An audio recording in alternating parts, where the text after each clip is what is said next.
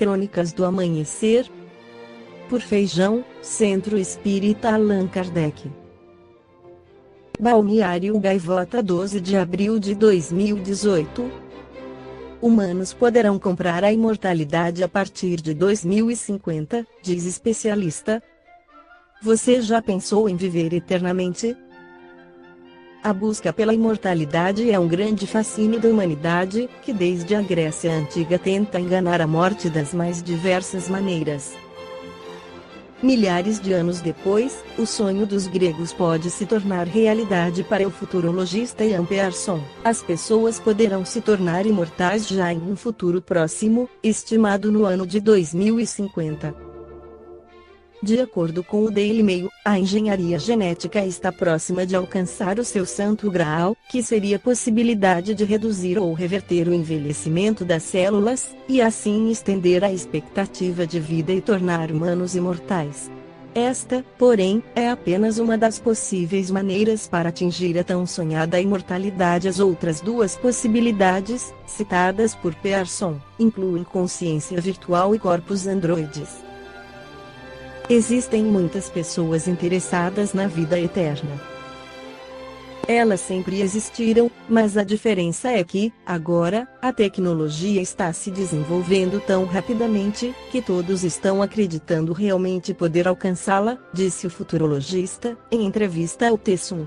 Tal feito poderia ser atingido em 2050, o que significa que qualquer pessoa nascida após 1970 estaria apta a comprar a imortalidade.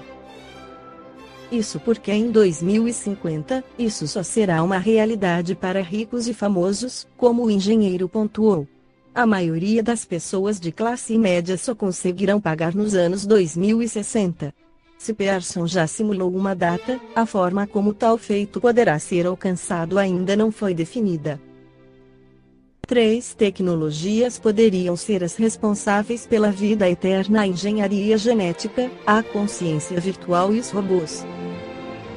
Engenharia genética. Atualmente, cientistas já conseguiram criar, com sucesso, tecidos e órgãos humanos em laboratório. Eles seriam usados em transplantes, para reduzir a dependência de doadores e os números de rejeições. A reconstrução de partes do corpo é uma das maneiras apontadas para burlar a morte, mas a engenharia genética também encontrou outras formas. Ninguém quer viver para sempre a partir dos 95 anos de idade, mas se você pudesse rejuvenescer seu corpo até os 29 ou 30 anos, você pode querer isto: a imortalidade. Para isso, o ramo da ciência tem trabalhado para conseguir reverter o envelhecimento das células, que naturalmente começam a falhar conforme os anos passam. Apesar de empolgantes, estas maneiras não são as mais prováveis de obterem sucesso, já que devem contar com complicações. A alternativa mais realista proposta pelo futurologista, na realidade, envolve robôs e conchas artificiais. Androides e consciência na nuvem. A ideia envolve conectar nossas consciências com uma rede internacional, e quando nossos corpos entrarem em falência, poderíamos baixar nossos pensamentos em androides, uma ideia já abordada em ficções utópicas, como a série Carbono Alternado, lançada recentemente. Muito antes de consertarmos nossos corpos e rejuvenescê-los toda vez que sentirmos vontade, poderemos ligar nossas mentes às máquinas e viver na nuvem, Pearson explicou. Mais uma vez, o custo da imortalidade virtual seria alto, e em meados de 2050, apenas as classes mais altas poderiam custeá-la. A última possibilidade é mais ambiciosa e envolve um mundo completamente virtual, onde os corpos seriam descartados e as pessoas, cujas consciências seriam imortais, viveriam dentro de mundos criados pela tecnologia. No Livro dos Espíritos, Allan Kardec esclarece sobre a morte, nas perguntas abaixo 68. Qual é a causa da morte nos seres orgânicos? A exaustão dos órgãos. 68. Pode-se comparar a morte à cessação do movimento numa máquina desarranjada. Sim, pois, se a máquina estiver mal montada, a sua mola se quebra, se o corpo estiver doente, a vida se esvai. 69. Porque uma lesão do coração, mais que a dos outros órgãos, causa a morte? O coração é uma máquina de vida. Mas não é ele o único órgão em que uma lesão causa a morte, ele não é mais do que uma das engrenagens essenciais. 70.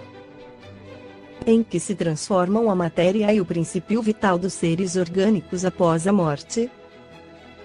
A matéria inerte se decompõe e vai formar novos seres, o princípio vital retorna à massa.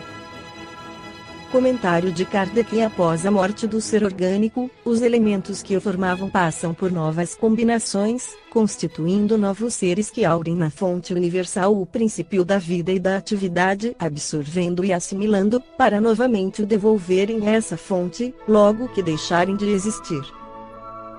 Os órgãos estão, por assim dizer, impregnados de fluido vital. Esse fluido dá a todas as partes do organismo uma atividade que lhes permite comunicarem-se entre si, no caso de certas lesões, e restabelecerem funções momentaneamente suspensas.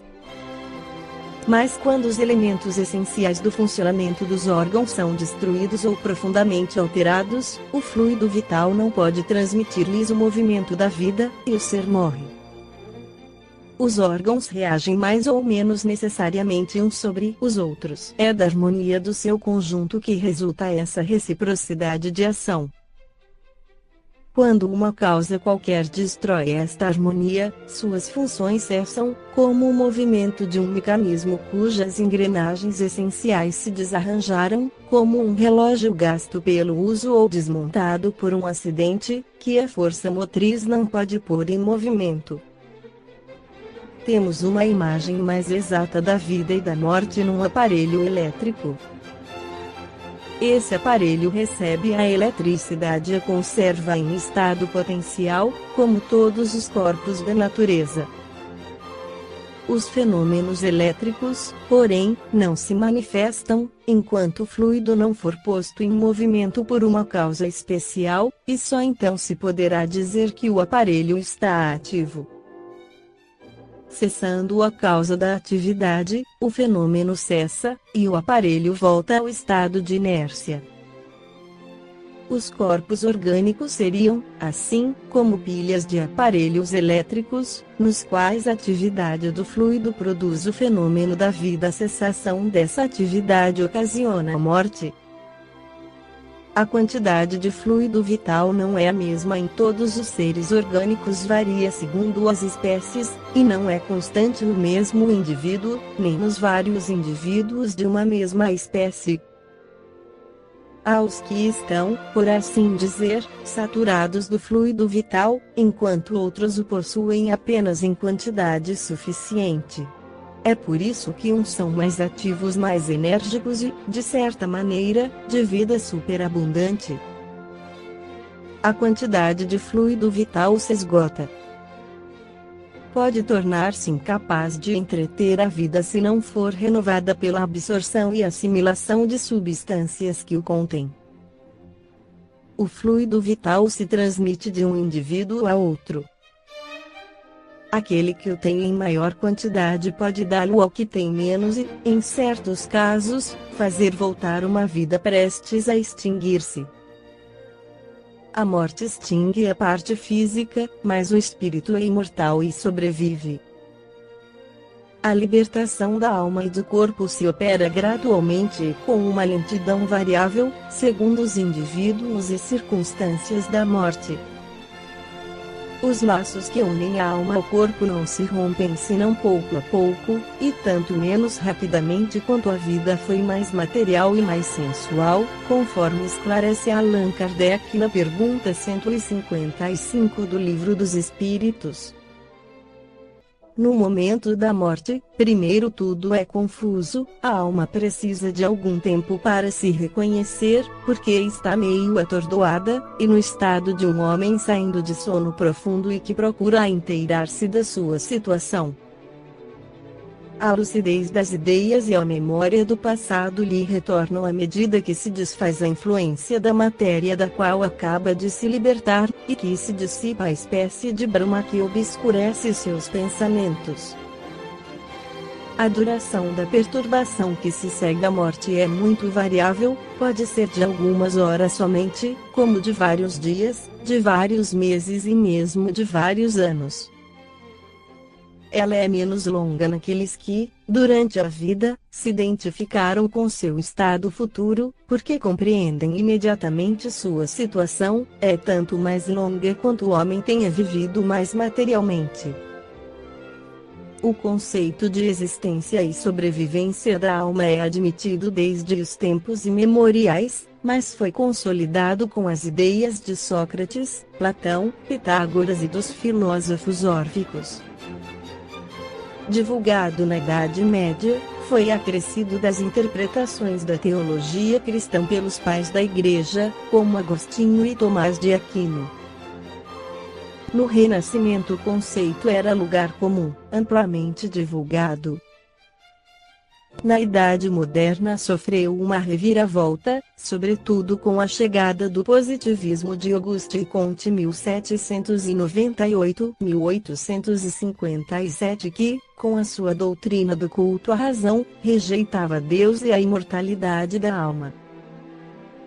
Na Idade Contemporânea, o conhecimento humano progride vertiginosamente, com o desenvolvimento da psicologia e da parapsicologia, o mundo científico passa a se interessar pela paranormalidade, aceitando-se que o homem possui algo de transcendental, preexistente à formação do corpo físico. Mais tarde, os fenômenos de quase morte se destacam, sobretudo os trabalhos conduzidos por Elisabeth Kubler-Ross 1926-2004, médica suíça naturalizada americana. Esta respeitável psiquiatra obteve importantes observações de pacientes terminais que retornaram ao corpo após parada cardíaca ou estado comatoso. A maioria desses pacientes não só relataram aspectos da vida além da matéria e o encontro com espíritos já falecidos, como puderem, por si mesmos, atestarem a imortalidade do espírito.